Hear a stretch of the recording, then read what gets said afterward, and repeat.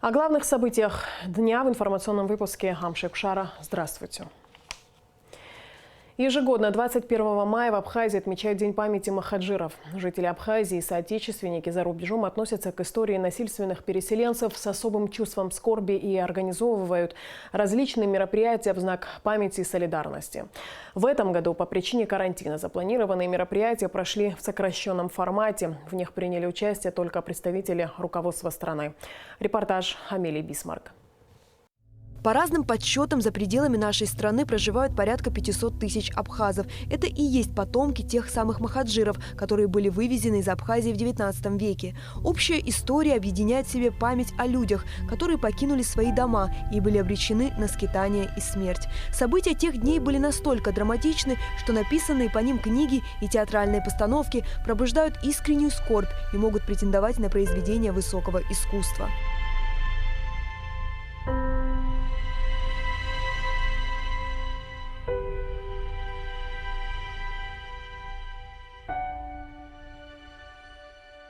Абхазские переселенцы были вывезены в Турцию и рассыпались по карте Ближнего Востока в поисках пристанища. Многие из них погибли, так и не найдя крова над головой. Не все из тех, кто смогли укрепиться на новом месте жительства, сохранили свою самобытность. Люди, признающие свои исторические корни и составляют многочисленную абхазскую диаспору за рубежом. В память о махаджирах в Абхазии ежегодно организовываются различные массовые мероприятия. Они проходят с привлечением молодого поколения страны и выглядят захватывающе. Однако в этом году широкую программу пришлось отменить по причине карантина. В возложении венков приняли участие представители руководства страны во главе с президентом республики Асланом Бжане.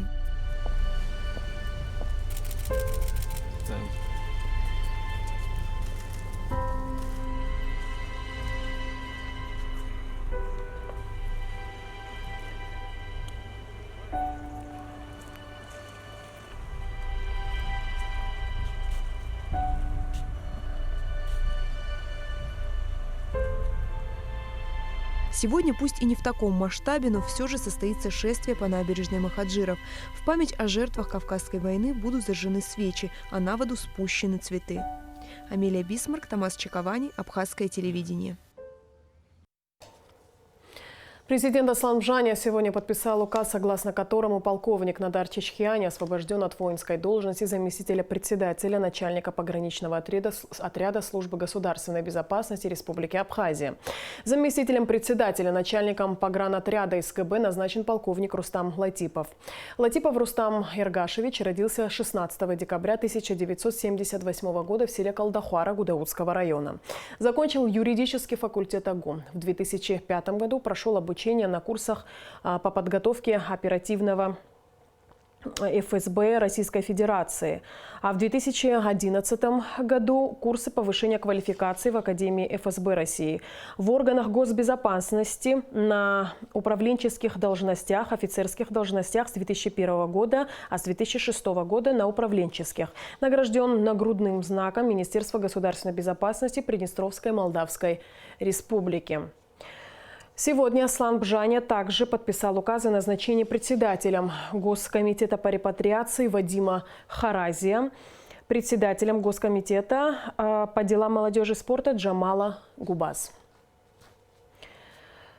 Сегодня президент Абхазии Аслан Бжане представил активу Гудаутского района, исполняющего обязанности главы районной администрации Гудаутского района Баграта Боджгуа. Глава государства поблагодарил прежних руководителей района и всех сотрудников администрации за проделанную работу. Аслан Бжане призвал нового руководителя при подборе кадров руководствоваться исключительно профессиональными и моральными качествами будущих сотрудников. У нас было много проблем, к ним добавилась еще одна, охватившая весь мир пандемия коронавирусной инфекции. Основной удар принял ваш район. Здесь лечат заразившихся коронавирусом, за что выражаю огромную благодарность, сказал президент. При этом глава государства сообщил, что на территории Гудаутской ЦРБ строится специальное помещение для размещения аппарата компьютерной томографии. В течение месяца аппарат будет запущен, добавил Аслан Бжане.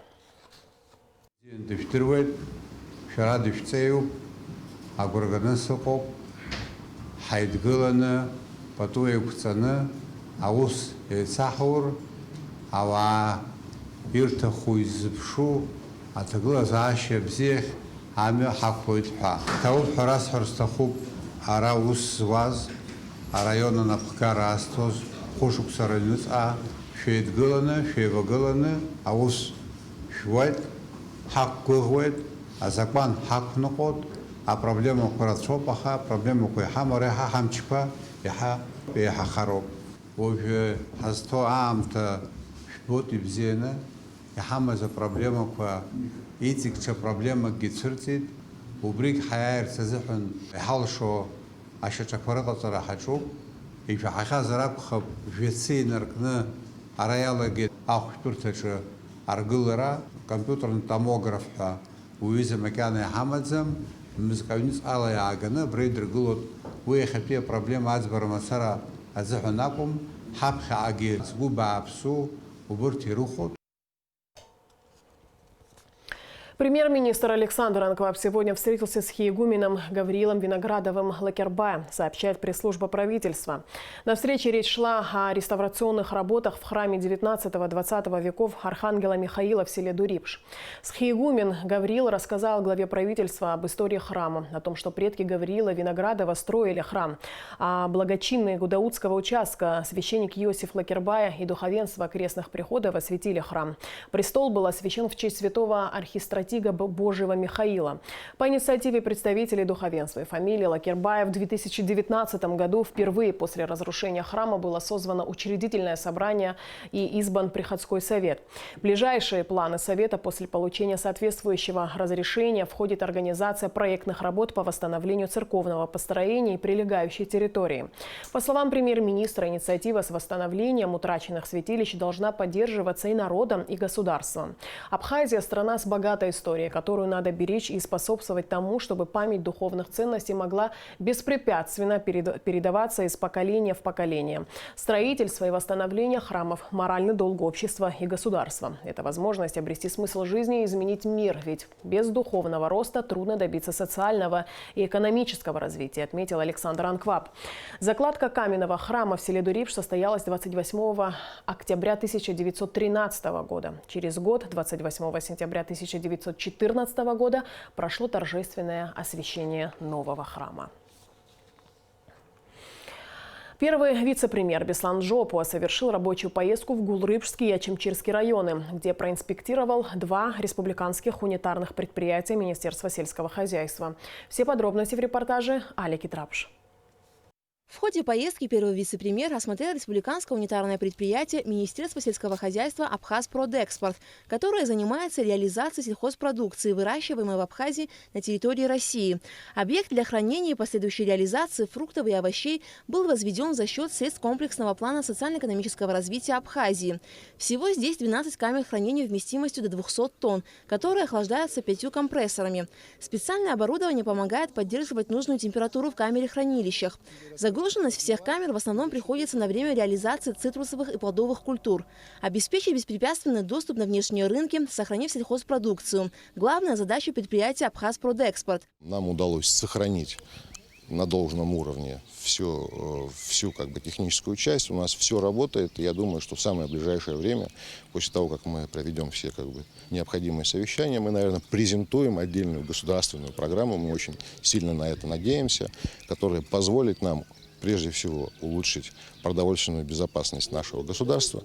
Как вы видите, всякие катаклизмы могут происходить в мире. И вот эта пандемия, которая случилась, она нам наглядно показала, что без по сути, создания государственного резерва, который позволит Республике Абхазия существовать и получать там правильные продукты и в нужное время, без этого другого пути нет. В рамках рабочей поездки Беслан Джопуа посетил и республиканское унитарное предприятие Министерства сельского хозяйства «Абхазмед» в селе Кындык. Объект рассчитан на производство, заготовку, переработку и реализацию натурального меда. Еще в конце 2018 года руководство предприятия закупило у крестьян порядка 40 тонн меда по 300 рублей за килограмм. В начале 2019 года завод был запущен. И здесь стали выпускать 3 вида меда – каштановый, каштан с липой и майский цитрусовый. По словам дирекции предприятия, в реализации меда они столкнулись с серьезными проблемами. Как оказалось, закупочная цена превышает цену продажи, что приводит к убыткам. Цена была немножко превышена. контракта конкретно у нас ни с кем не было, куда его отправлять. Люди, которые хотят купить мед, они то, что предлагают цену, и та цена, которая у нас здесь, то есть себестоимость меда, она намного выше получается, нежели чем должно быть. А если исходить той цены, которую нам дают, допустим, даже если мы находим, куда его сбыть, то цена намного ниже. То есть получается, чтобы мы что-то хотя бы реализовали, цена должна быть не более 100-120 рублей. Получается, понимаете? Это в 2 раза меньше, чем ту цену, которую отдали за килограмм меда. Однако, несмотря на сложности, предприятию удалось реализовать порядка 6 тонн меда на внутреннем рынке. Дирекция Абхазмеда надеется на помощь государства в реализации меда на внешнем рынке. У меня контракт заключен с Duty Free на границе, вот туда я поставляю. Сейчас просто карантин, все остановлено. А так я вот каждый месяц там по 700-800 банок отправляю в Duty. Ну, еще внутренние магазины, ну, наши вот, да, вот, там тоже у меня контракт заключен с 2 фирмами. Правда, внутри у нас очень долго процесс, как бы, но все-таки пытаемся что-то делать. По завершению инспекции первый вице-премьер Беслан Джопа подвел ее итоги. Эти 2 проекта были начаты за счет инвестиционных программ. За эти 10 лет эти предприятия, вот видите, в каком находится положении. То есть ни одно из них, пока этот проект ничего не выполнил, они имеют какую-то схожую общую историю. То есть заводы построены, организация предприятий построена, но той задачи, которую ставили вот, мы, как государство, тогда и вообще правительство, этой задачи сегодня не выполняется. То есть одно это хранение, переработка продовольственных продуктов, которые выращиваются в Абхазии. В частности, плодовощехранилище мы намечали, что вот связывались с теми закладками садов. Помимо этих садов мы намечали у крестьян закупать продукцию, всю сельскохозяйственную продукцию и обрабатывать, и как бы вывозить, продавать. То есть государство на себя вот в лице вот этих предприятий, Минсельхоза, брали на себя вот такое ответственность. Но сегодня, к сожалению, этого нет. Ни одно, ни второе предприятие сегодня не работает в этом направлении. Этот завод, где мы стоим, он не занимается закупом. Есть какие-то проблемы по закупу, по лаборатории, по всему. Ну, будем выяснять, видимо, где есть прокол, надо выяснить, знать. И если нужна помощь, то мы готовы оказать, но не в той части, чтобы опять же это простаивало. Завод построен неплохой, хотя оборудование немного устарело за эти 10 лет, пока он строился. Но тем не менее завод готов сегодня 2 тонны вырабатывать в сутки. То есть очищать, фасовать и в надлежащем виде вывозить за пределы Абхазии для реализации и внутри Абхазии в летний курортный сезон, что немаловажно. Но этого сегодня не делается. Вот выясняем, почему это не делается, что случилось. Беслан Джопа продолжит инспекционные поездки и в другие районы республики. Алика Трапш, Алексей Гухава, Абхазское телевидение. Сегодня Александр Анква поздравил Сергея Шойгу с юбилеем. Министру обороны Российской Федерации 21 мая исполнилось 65 лет. Вся ваша жизнь посвящена ответственному служению народу и российскому государству. Она насыщена яркими событиями, большими успехами в формировании эффективных сил спасения в чрезвычайных условиях, современной армии, укреплении обороноспособности России, в международном военном сотрудничестве, в том числе в борьбе с терроризмом. Это обеспечивается вашим высоким авторитетом, исключительным профессионализмом и богатым жизненным опытом, отметил в частности в своем поздравлении премьер-министр Александр Анква. Особо подчеркнул также, что в Абхазии с особой теплотой помнят о личном вкладе Сергея Шойгу в урегулирование грузино-абхазского военного конфликта и неоценимую помощь в спасении гражданского населения города Ткорчала и Ачимчирского района от гуманитарной катастрофы. В Абхазском государственном университете прошло расширенное заседание ректората АГУ, на котором присутствовал главный санитарный врач республики Людмила Скорик. На мероприятии обсуждались вопросы, связанные с организацией вступительных, летних и итоговых экзаменов, а также защитой дипломных работ в условиях карантина. Все подробности в репортаже наших корреспондентов.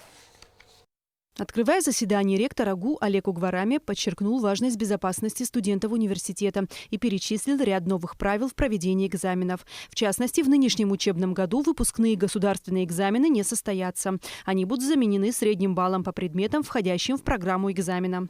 Что касается дипломных работ, их защита начнется 25 мая и будет продлена до сентября. Некоторые значит, наши выпускники, может быть, когда еще не было введено это чрезвычайное положение, оказались вне Абхазии. Неизвестно, они вернулись там и так далее. Сейчас мы скажем так: готовьтесь на осень. Не надо подставлять ни себя, ни своего руководителя, ни коллектив университета. Не надо, если не готов. Мы подсчитали, на вот эту защиту будут выходить менее 300 человек. Касаемо вступительных экзаменов, часть из них будет заменена собеседованиями. Сроки их проведения будут определены после выпускных школьных экзаменов.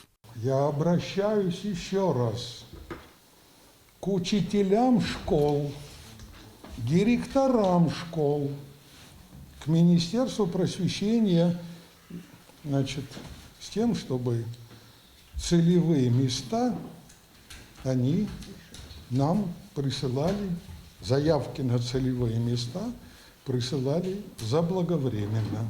На сайте университета уже вывешены предметы, по которым будет проводиться прием. Направления, специальности, все указано. Сколько мест по госзаказу, сколько мест на платной основе. Людмила Скорик озвучила ряд профилактических рекомендаций, в числе которых измерение температуры на входе в здание университета, проветривание и влажная уборка всех кабинетов, а также обязательное использование масок и санитайзеров как студентами, так и преподавателями. Если пошел хотя бы один человек, он должен это выполнить, вот я как вам сказала, как отче наш. Он должен зайти, надеть маску, обработать руки и только после этого пройти в помещение. Кроме этого, в тех кабинетах или в тех помещениях, где будут проходить у вас мероприятия, естественно, социальное расстояние между молодыми людьми, я буду так их называть, и вашим преподавательским составом не менее 1,5–2 метров. Проректор АГУ Виктор Маландзе отметил, что график всех экзаменационных мероприятий будет максимально растянут и разобщен. Сдача зачетов и экзаменов по нескольким дисциплинам, а также защита дипломов по некоторым специальностям будет проводиться дистанционно. Отделение изобразительного искусства мы полностью перенесли все выпускные мероприятия на сентябрь месяц. То есть это отделение вообще как бы в этот период не будет проходить эту аттестацию. Мы посмотрели, было предложено еще следующее. Вы знаете, что у нас уровневая система подготовки, бакалавриат, специалитет, магистратура. Так вот, все ребята, которые заканчивают в бакалавриате, по заявлению могут быть зачислены в специалитет, то есть у них продлевается еще 1 год обучения. Раньше это мы делали на конкурсной основе, сейчас это по заявлению. С более подробной информацией можно ознакомиться на официальном сайте Абхазского государственного университета. Эсма Гуланзе, Инала Гухава, Абхазское телевидение. Сейчас в нашем выпуске время оперативной сводки Министерства внутренних дел.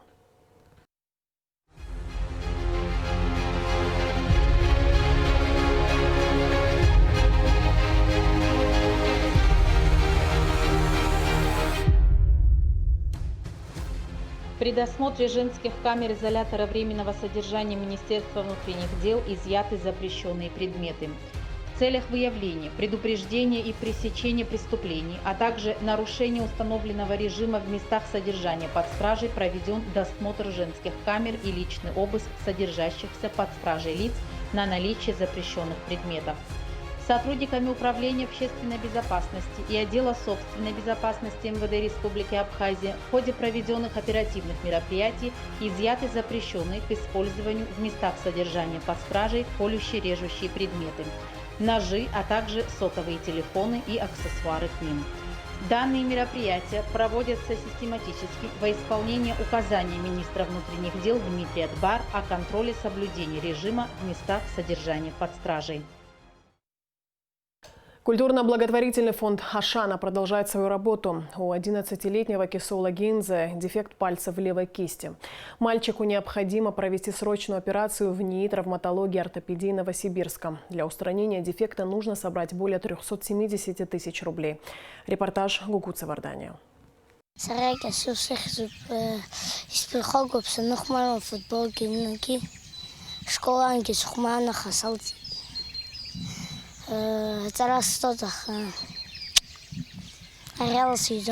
Этот светлый солнечный мальчик по имени Кесо мечтает стать футболистом и играть за сборную своей страны. Однако для этого нужна ежедневная физическая нагрузка. Заниматься спортом в полной мере и писать свободно в школьных тетрадках последние 3 года ему сложно. Жизнь Кесо изменилась после несчастного случая. В августе 2017 года на руку мальчика упал памятник.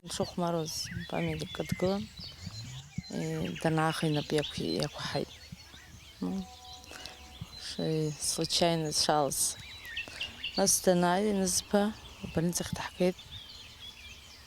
Это хасик ахти. Шоксага в школах до смерти.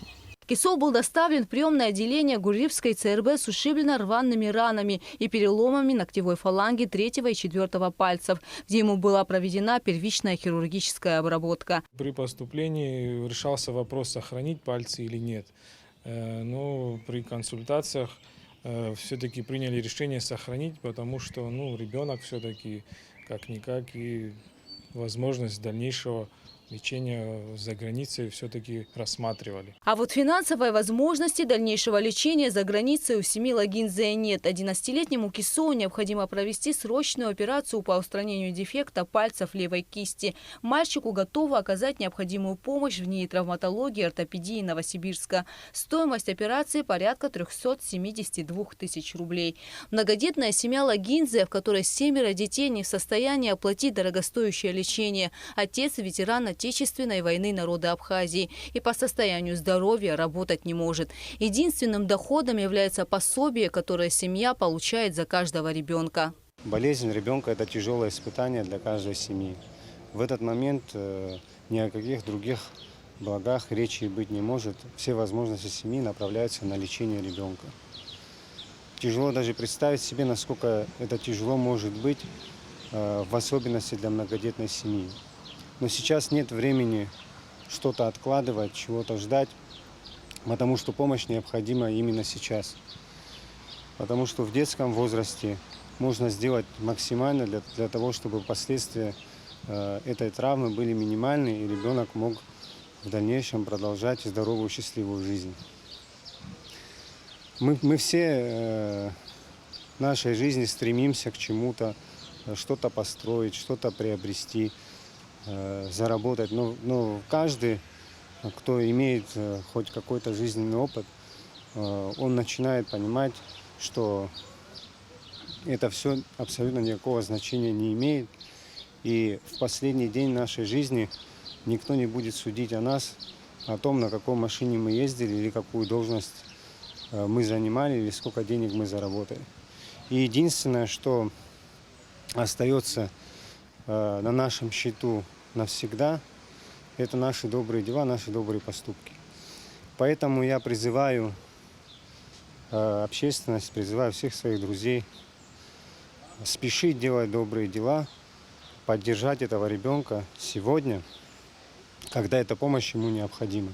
С каждым днем состояние пальцев Кесо ухудшается. Ситуация осложняется и тем, что мальчик левша, а повреждена именно левая рука. Ему сложно одеваться, принимать пищу и делать многие вещи, которые нам кажутся простыми и обыденными. Фонд «Ашана» обращается к благотворителям оказать посильную помощь в сборе средств на лечение Кесо Лагинзе. Помочь может каждый, отправив СМС со словом «Добро» на номер 5050. Стоимость сообщения всего 50 рублей. Кроме того, можно перечислить любую сумму на определенные банковские счета. Подробности можно узнать на сайте фонда или по телефонам 773 50 50 721 03 03. Гугут Савардания, Степан Мартиросян, Абхазское телевидение. И в конце выпуска прогноз погоды. По сообщению Гидромедцентра, завтра на территории Абхазии ожидается облачная погода, умеренный дождь, переходящий в ливневый с грозой. Температура воздуха ночью плюс 14-19, днем 17-22. Температура морской воды плюс 18.